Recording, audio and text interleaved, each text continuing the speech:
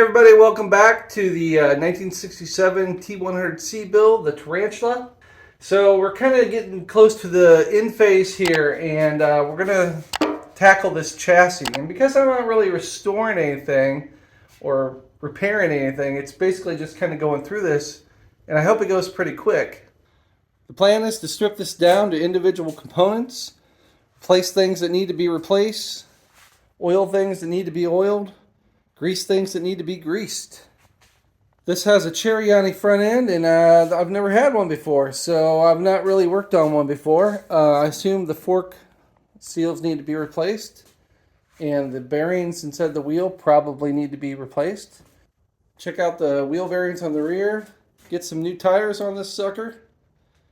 Otherwise, the oil tank and gas tank just need to be cleaned out.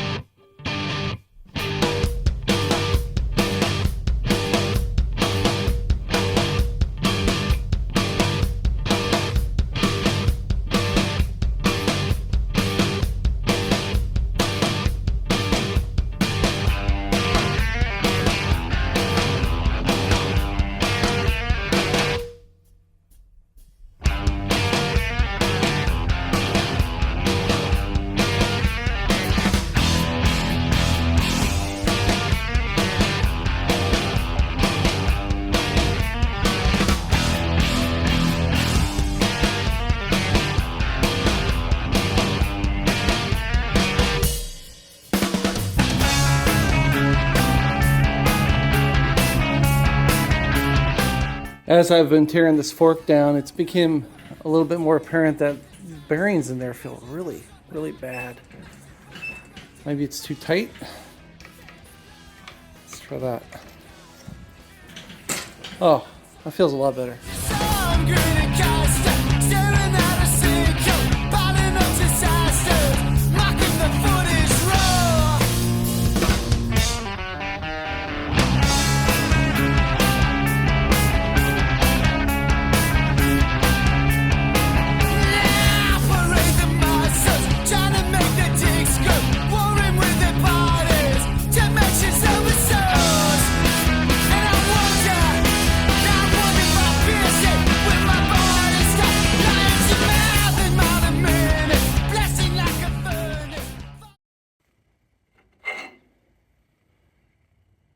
I guess I wasn't expecting ball bearings in there.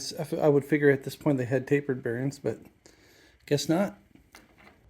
Those bearing races look pretty nasty in there. I wonder if they'll clean up. I'm not sure. Okay, that's about as far as I'm planning on taking the frame down. I'm just going to clean it up and start going through the subparts. The previous owner painted all the hardware. I have a feeling he painted it all assembled. It was just flaking off. I just spent some time this afternoon pulling the Ceriani forks apart. I guess I should call them arses. Arse.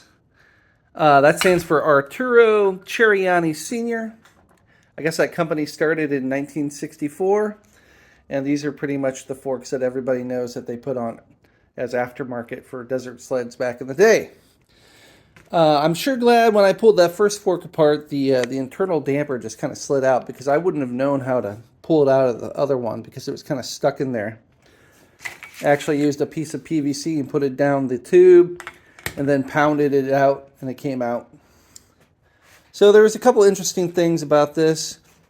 I noticed that these use the same fork seal, 3547 fork seal. There should only be 2 per fork.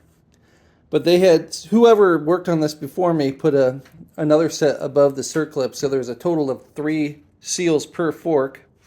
I guess they were trying to stop a leak. But anyway, it looks like these are pretty good condition. I just got to clean them out and replace the seals. I think even my dust covers are just fine. They look nice and pliable. The only other thing on here is this little O-ring on the top nut. Otherwise, I think it's going to clean up good. Also, I pounded out the bearing races on my fork stem.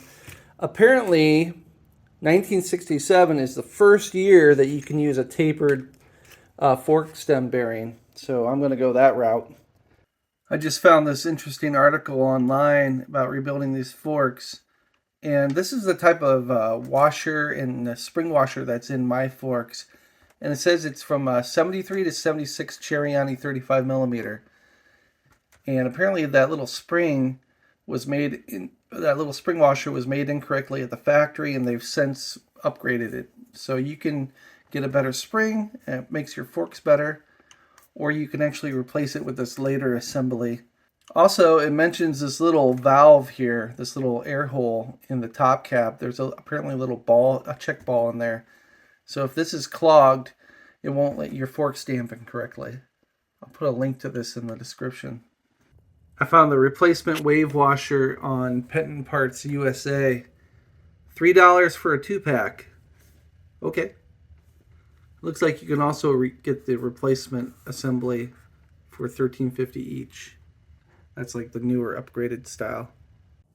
After reading that article, I had to go take a look at the wave washer. So here it is right here on this part.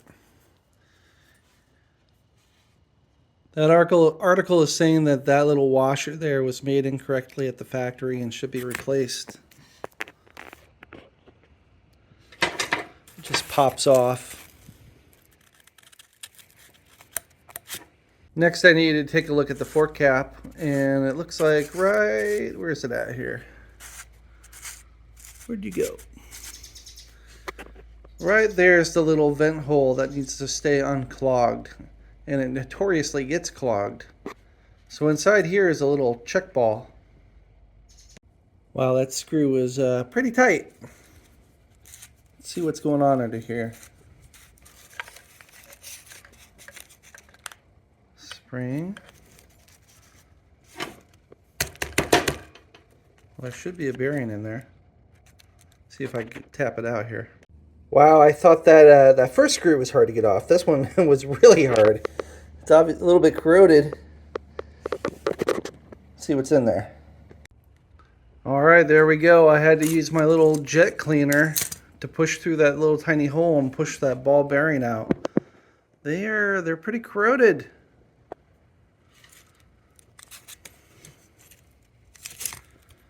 I'll probably make the forks work a little better if that actually works. These seem like an Achilles heel of the whole thing, because that's a pretty small hole that can easily get clogged. One more thing I just noticed. Obviously, I'm not the first one ever in there, because those are two different sized ball bearings. Back to Penton Parts USA. So there's the wavy washer I need. There's the cap screw, the spring, and the bearing I need. I mean, this stuff is pretty cheap. Well, here I am trying to get this paint off the aluminum parts of these Ceriani forks. And, well, I've discovered that a modern paint stripper doesn't work for shite. I remember this stuff working really good, but I guess they removed a chemical that makes it not work anymore. So it's kind of a complete waste of money. What I actually had to do to get just the black off was use acetone, and it came off all right, but it's definitely not taking the primer off. So what I've needed to do is, these are my two tools of trade now. Both of these are paint strippers that are not too abrasive for aluminum. And I've managed to get most of it off. The top yoke looks pretty good. I haven't really dug too deep into the recesses of it. Some primer still in there. It's taking the fork tube paint off decently. I'm not sure if it's leaving all those marks or that's how the fork tubes were from the factory. I've been putting it on some rough buffing pads with brown rouge, trying to get it smoothed out. But this aluminum, I don't know what it is, but it turns black. So I basically have to polish it down and then wipe it down with mineral spirits just to get rid of the rouge. But it looks all right. I wish it didn't have so many marks on it. That might be from the abrasive material. I'm not sure. But anyway, this is my only route now because stripper doesn't work and I'm not paying someone to strip it for me.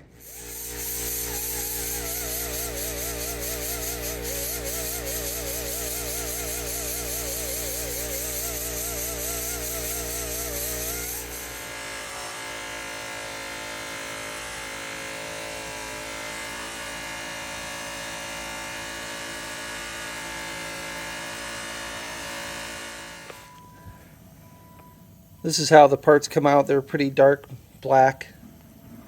What I have to do is get a rag, dump some mineral spirits on it, kind of wipe it down. Get all that black off. They look a lot better after just one little rough polish. I'll probably throw all these parts back in my washer and just get all the rest of that residue off.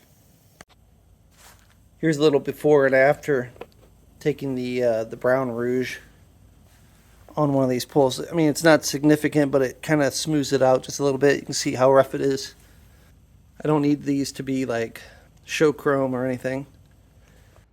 I decided I still wasn't happy with the finish on these fork legs, so I took it down with the mellowest Scotch-Brite pad I have on my grinder here. Actually came out pretty good. So I got all replacement screws, springs, ball bearings, and everything for the top fork nuts. I got 2 new fork seals for each side, and I got new O-rings for the top nuts as well. Now I did go ahead and replace the spring washers for the I guess it's called maybe the shuttle valve. I don't know what the heck it's called. But I decided to go for the upgrade kit as well. This is the later 70s kit that supposedly replaces all those components with this part and makes it perform better.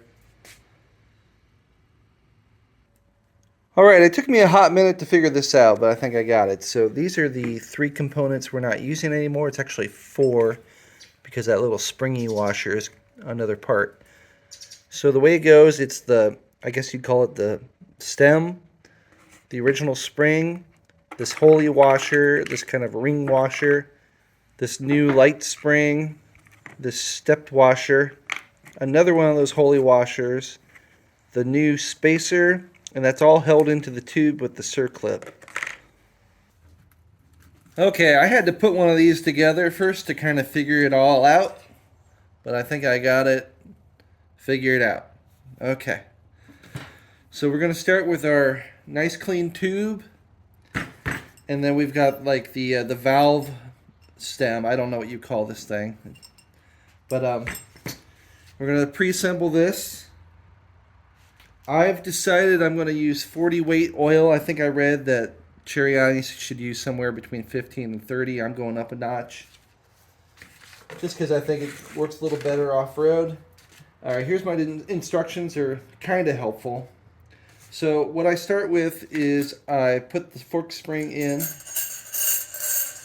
and I cap it off with the nut at the top so the spring can't fall out. Okay, once that's on, we take this assembly, and I never removed this little piece with the circlip, so that's been on there the whole time. So that's up. We're going to start with our spring that was on there originally. This is all the new assembly pieces. So you got a hold washer, a washer with a whole bunch of holes in it. Then this kind of ring. Then this kind of light spring and this stepped washer. They fit on each other. That fits inside. Then we got another one of those hole washers. And this is a part that kind of stumped me. It's stepped on the inside, the spacer sleeve. I decided to go thicker side down, thinner side up. That's very similar to what a Triumph, like a 60s Triumph fork would do. I just couldn't find any information about this, so I'm going with my gut that it goes in that direction. So I'm going to go ahead and lube it up just a little bit with the inside of the fork at the bottom. Now the other one went in really difficult. I had to tap it in. I'm hoping this one goes in a little easier. I think the other one is just slightly different. Enough that it's very difficult to get it in. This one doesn't seem to be too much. Oh, a lot easier actually. So here's the old spacer ring. I'm just going to use it to push that down.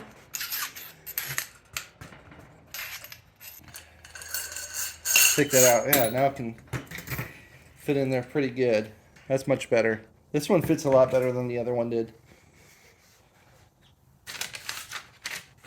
All right. Take my circlip, snap ring, whatever you want to call it. Put it in there. Make sure it's nice and in place. All right, now that'll come out like that. We'll put our spring back in. Tighten her back up. Okay, now we got a fork. Some damping action going on. Next, I'm going to take the fork lower. I'm going to clean the seal surface pretty good. I've already cleaned it a few times now. Alright, like I've mentioned in the past, you want the open side, the kind of little spring side, facing towards the oil. So we'll push that in. Tolerances on this one are a lot better than the other one. Got a big socket. One more on this side. Okay, that's one. You got to get below the snap ring cutout.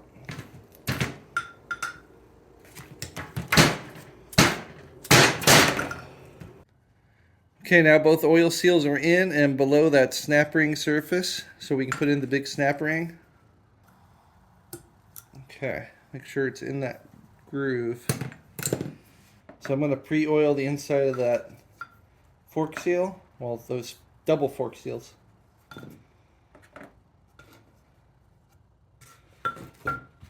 And pre-oil the bottom of the fork a little bit. Alright, so inside the bottom of this tube is kind of a little locating ring. And make sure it gets in there. That might be it. We'll double check when I get the screw in. Alright, I bought replacement drain screws and copper drain washers. But when I took this thing apart, there was no washer between the bottom screw and the lower. So this is actually a Triumph one that actually fits pretty good. So I'm going to use this one. I'm going to anneal both of these.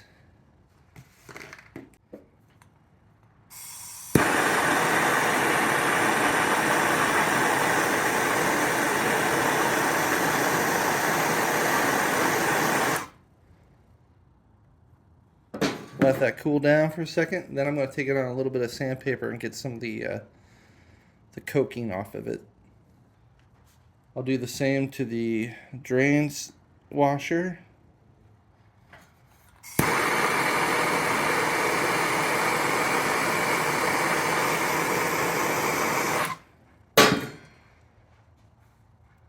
I'm going to take my nicely annealed washer and the bottom screw and my Allen key and see if we're located correctly.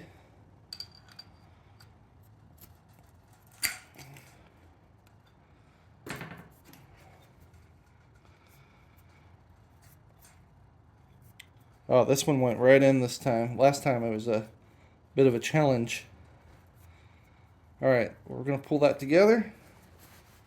A little slippery.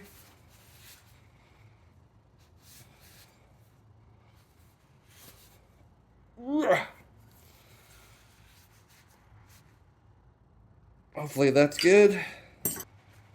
Alright, my freshly annealed drain washer goes right in there. My new drain screw. And this thing really likes a fat flathead screwdriver, so I got this one right here. I'm reusing the fork covers because they seem pliable, no cracks. I'm going to clean that out a little bit more with a toothbrush. Simply slide it on. Take our original clamp. And I haven't decided what orientation I want this yet, so I'm just going to put it on as is. And that's it. One fork assembled. I'm thinking I might actually even run fork gaiters on this.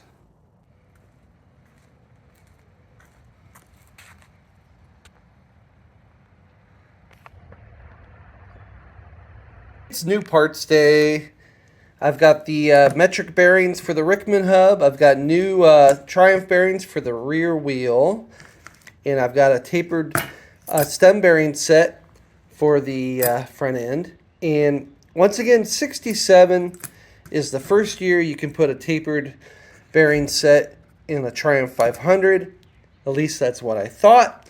Apparently there's a really expensive tapered bearing set you can use for the earlier models. And if you remember a couple of videos past, I didn't have the right washers for the rockers. I got 4 of those. Alright, I'm going to start by installing the races in the cups.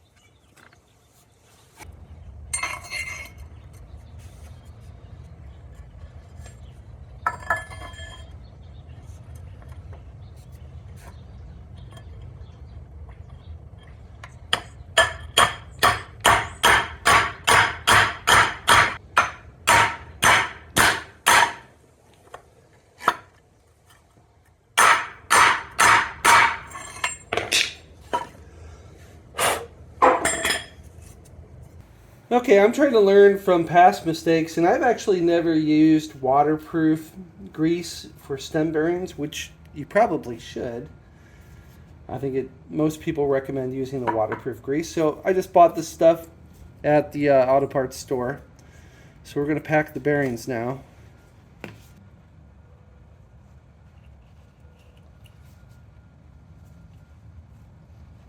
It's easier to do when they're individual. Don't have the little cup on them, but I'll do my best here.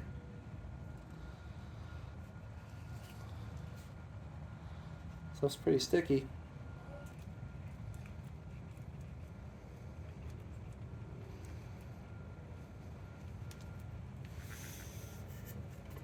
Now the other one. Maybe this will be a little easier.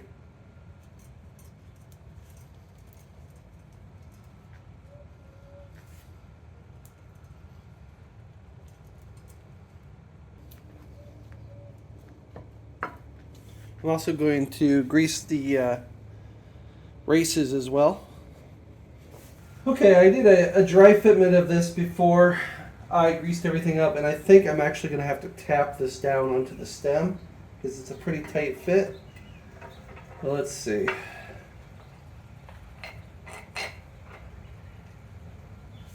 That seems a little tight.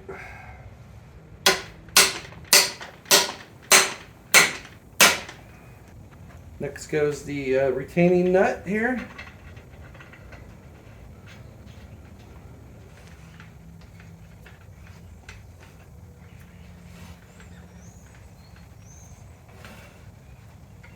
Okay, I'm going to start feeling for tightness.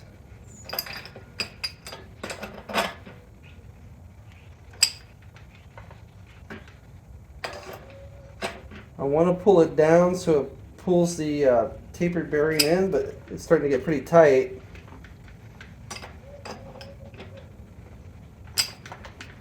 Okay, now I'm going to back off. Well, I'm going to tighten a little bit more just to double check that we're all nice and locked in. And then I'm going to back it off.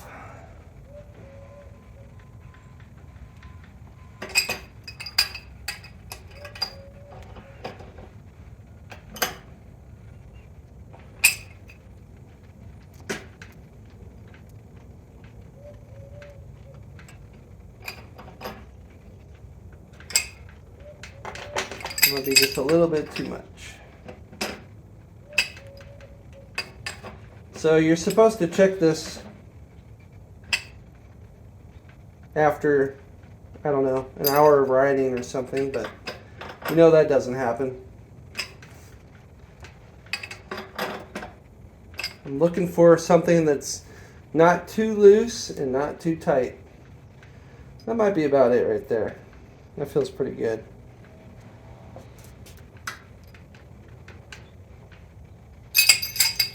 Hair tight. I'm going to go with the hair tight. There we go. Okay, testing dry fitment. I put the top stem nut on, and I noticed that if it's pushed all the way in, it sticks out just a little bit. I think there's supposed to be a little washer in there, but I don't have one.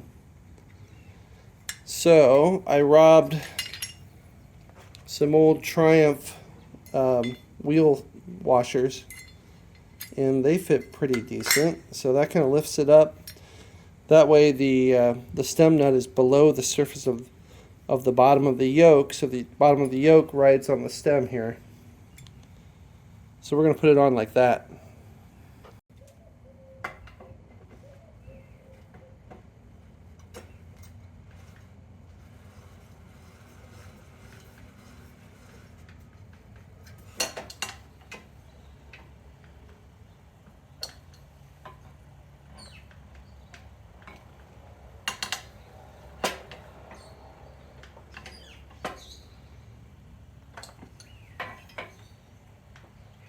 We'll fully tighten that once the forks are in.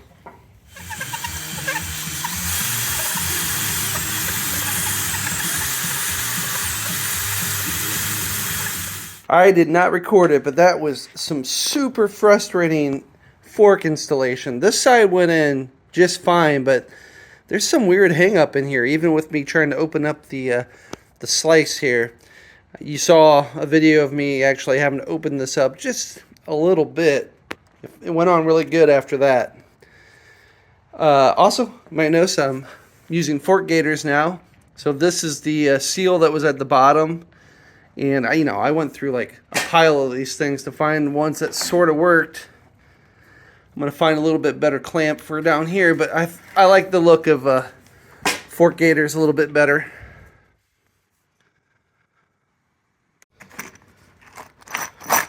Took some time and wire wheeled all the hardware for the forks and sprayed it down with some of this stuff. These clamp bolts are stainless steel, and I do believe that stainless has a chemical reaction with aluminum. When I removed these, they were very powdery, so I put a little anti-seize on them. Alright, on to the subject of fork oil. Gosh, there is so much conflicting information online about what fork oil and how much to use. I've read between 15 and 30 weight fork oil. I've read ATF. There's a 1966 magazine that said to use 2040 engine oil. I'm going with my gut, and I'm going to use 30 weight fork oil. The general consensus is, though, that you fill it up 6 inches from the top of the fork. So that's how I'm going to do it. I've got a turkey baster here, so if it goes too high, I can suck it down to 6 inches. So let's see how this goes. Oh, I've also got a ratchet strap. What you want to do is take the spring out and you pull the fork all the way in. This is the compressed, all the way compressed, and then you fill it up 6 inches from the top.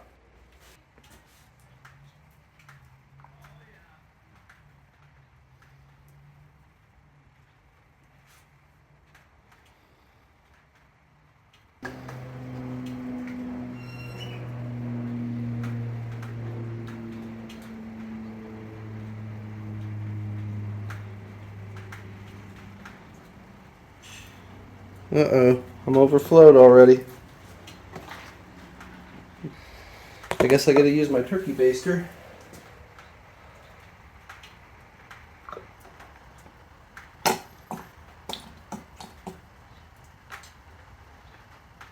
So you can just line it right up and suck it in.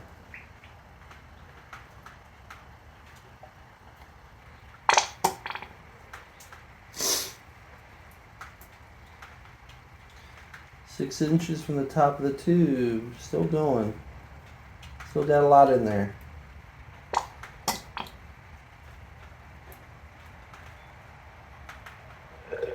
Oh, there we go.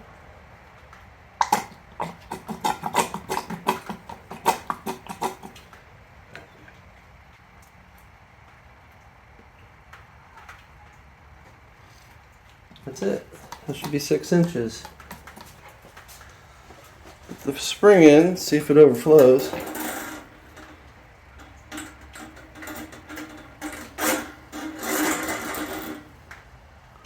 Nope.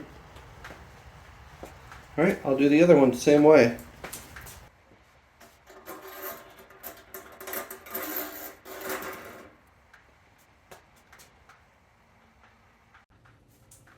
Alright, the last thing to do is to assemble the fork caps. So I've got new springs, new bearings, new screws for the top, new O-rings, and I've cleaned up the washers really good. So what I'm going to do is I'm going to put on an O-ring. I'm going to dip it a little bit in the fork oil. I'm going to put her on. Bada boom. Now I went ahead and cleaned these out really good, at least as good as I can. There's a small air hole there and a small air hole there, and I've used all my little carb cleaner bits and pieces to get through those passageways and try to get them as clean as possible. So I'm going to start with the ball bearing. Boop. And I'm going to put a little oil on the spring just to try to prevent it from being rusty. That goes in next. And then one screw.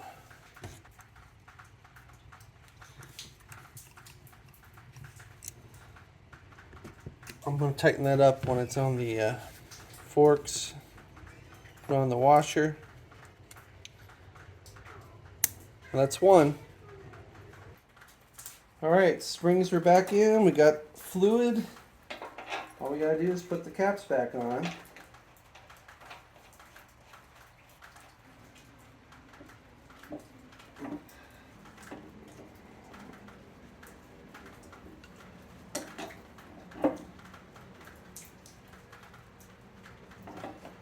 Final tighten on those screws.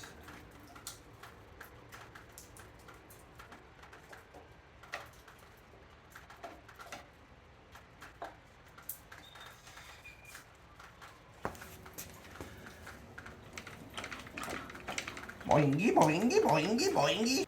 Okay, y'all. I think that's it for this video. Next time I'm going to take care of the wheels and the tires and hopefully get the gas tank and the oil tank cleaned out and mounted and hopefully get the motor back in. Thanks for watching. See you next time.